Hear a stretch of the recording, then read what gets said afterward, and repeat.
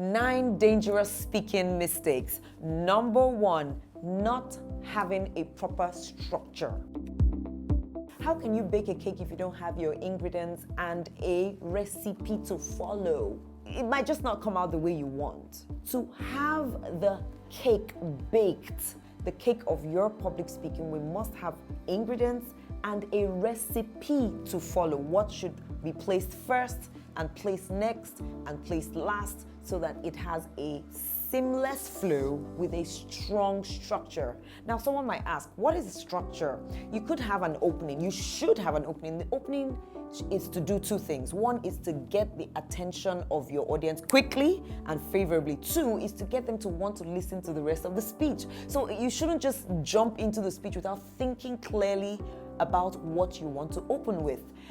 What other part of the speech is there? The body, of course, which is the core, the meat of what it is you want to explain to your audience or teach your audience or share with your audience. And finally, a closing. The closing is to leave the audience with a lasting memory of you. Now, the closing could be a quote, it could be a question, it could be a call to action, a final recommendation, but there must be a closing. I did not give you some examples of openings, so let me do that very quickly. You could ask a question. Question will get your audience to participate and possibly give you some information, but it will get them to think and wake up and stay engaged with you, right? Your opening could also be a compliment, telling the people something that is verifiable and relatable. Saying, for example, thank you so much for coming out early. Normally, when I go for events, people don't turn out early, so I'm honored that you all kept the time. That's a compliment. Your audience will be happy to hear that. Number 2 mistake, which is very closely linked to number 1, being vague. When we are not clear, when we are unsure, the audience can lose touch, lose track, and sometimes you see people look like, what's she talking about? What's he talking about? We need to be as clear as possible. 5 pointers to help you clarify your speech. 5 W's and 1 H. That's 6 pointers. 5 W's and 1 H. Who, what, where, when, why, and how. In no particular order. Who am I speaking to?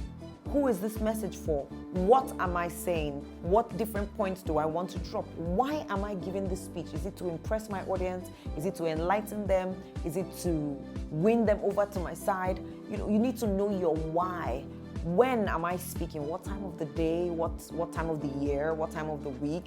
This might help you in the planning so that you are very specific. Where am I speaking? You need your where. Who am I speaking to? Now, your who will help you tailor your speech or your talk to fit the person, because the way and manner in which a speech will go when you're speaking to a crowd of 5-year-olds will be different from when you're speaking to 15-year-olds, will be different from when you're speaking to 50-year-olds. So you always need to clarify your who. Your who, if you were speaking to, say, teachers, will be different from how you would coin your talk if you were speaking to engineers, depending, of course, on your what, which is your topic. So you see, you need your 5 W's and your H. Your H is your how. How am I going to deliver this talk? Am I going to use PowerPoint presentations, illustrations, pictures, videos? Am I going to do a lot of audience participation? So your how will be determined by your other 5 W's. You need to be clear. Number 3, not pausing properly. Silence is golden, so we need as speakers to learn the art of pausing. From time to time, you need to take a break. It helps your audience re-engage. When you've been speaking and you just go quiet, people look up and go, what happened? What's she saying? Why? You see, you've re-engaged your audience. So in planning your talk, planning your speech, plan your pauses. Try to avoid rushing through without pausing so that your audience can rest with you and experience the emotions of your talk with you. So rest properly. Number 4 mistake is moving without purpose. I see people talk and do this. So they're walking to the front, they're walking forward, they're walking backwards, they're gesticulating without purpose. So that is such a big mistake. Avoid it. Practice what we call purposeful movement, where what you're doing is supporting what you're saying. You see, what you're doing is supporting what you're saying. You see, my hands and my words are in sync. If they are not in sync, keep your hands down by your side. Try not to keep them akimbo or in your pockets. Let your words and your actions be in sync. Don't move haphazardly. Don't move without a plan. Move intentionally. And I'll always say, don't wait until you do it on stage. Do it every single day. Practice it today, practice it tomorrow, and the day after. Don't wait until you get on stage. You know, you can't form a habit on stage. Your habits are formed by what you do every day. Number 5 speaking mistake is plagiarism, meaning stealing other people's works. If you must quote from somebody else's material, try your best to give the reference and say, oh, I'm giving this point out of the book written by Dale Carnegie, or this is something that was written by so. Avoid claiming for yourself material that is not originally yours. It will challenge your credibility because your audience, the people right in front of you in the room and those who might listen to your talk later, will know at some point that this was possibly not originally yours and you didn't own up to it. Common mistake that people make is claiming other people's work. Please don't do it. Using third-party stories as against personal stories.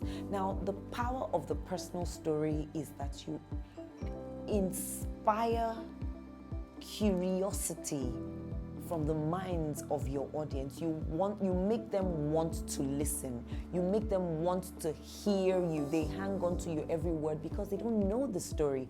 But if you're going to use a third-party story, especially one that may be known by members of your audience, they will not be as engaged. Now, they could be engaged up to 65% because they know the story. But if we're going to use a story that was 100% yours, you're more likely to get people to move up to about, 90% to 100% of engagement. So try it. Use your own stories, not someone else's story. It's just more engaging. Listen to these 2 sentences. The other day, we were traveling and stopped somewhere for lunch. On Thursday, the 12th of December 2016, we made a quick stop at Mr. Biggs on our way from Lagos to Ibadan. Which of them is more believable? Which of them is sweeter to the ear? Which of them would be more engaging? The second one, why? Because there were specific details. Avoid at all costs being vague. It doesn't do you any good. Don't say 3 of us were sitting somewhere when something happened. Rather say myself and 2 of my friends, Juliet and Janet, were sitting together. Now, people in the room, in the audience who have a Juliet friend or a Janet friend will wake up. They will become more engaged because you've used specific names. On Thursday, the 16th of July 2000, now people are thinking because you gave something to hold on to. But if you just said sometime last year, so avoid being vague. Be as specific as possible when you speak. Number 7, being externally unaware. It means not observing your audience. External awareness is being conscious of what is happening around you per time. Now, I have seen over and over where some speakers are going on and on with their talks, not noticing what's happening in the room. They can't tell that people are disengaged. They can't tell that people are not listening. They can't tell that people are agitated. They just keep talking, so they're not externally aware. Remember, public speaking is not an event. It's not something that happens up on stage. It's what you live, it's how you live your life every day. So from today, I would ask you to be more observant. Notice who wants your attention. Notice who is trying to get your attention. Notice little details so that when you're on stage, you can notice details about your audience so that you know how to fix issues. For example, you're speaking to a large room and some people on the left or on your left are disconnected. It's okay to take a few steps toward the left and raise your voice just a little bit so that everybody on that side of the room sits up and hushes a bit to listen to you. You can only do that if you were externally aware. So be externally aware. Mistake number 8, not speaking up. 3 days ago, we sat together and we were wondering why people were not listening because you weren't speaking up. Whether you have a microphone in your hand or no, be conscious of the number of people in the room and want to throw your voice strong enough for everyone to hear. If you're not loud enough, those who are unable to hear will begin to cut off. They would subconsciously disconnect from you and connect to other things in the room besides you. They'll connect to their phones, they might connect with their neighbors, they might connect to food, they might stroll out to go make phone calls, they may stroll out to go eat, they may just be completely disconnected because they can't hear you. So avoid saying things like, naturally I have a light voice. Practice, practice, practice. Work with a voice coach if need be so that your voice becomes strong and powerful and audible. Number 9 mistake, not dressing to impress.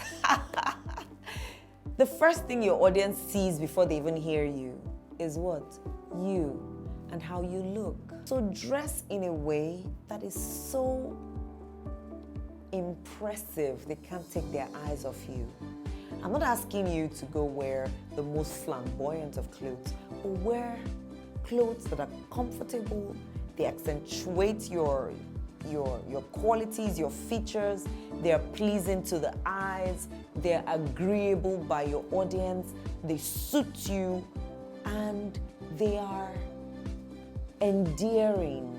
Now, the way you dress will be determined by who your audience is, where you are speaking, going back to our 5 W's, what you are saying, how much movement you would make, how comfortable you would be, where the position of the stage in relation to where the audience is sitting. Now, all of those things will affect the decision of what to wear. Dress to impress.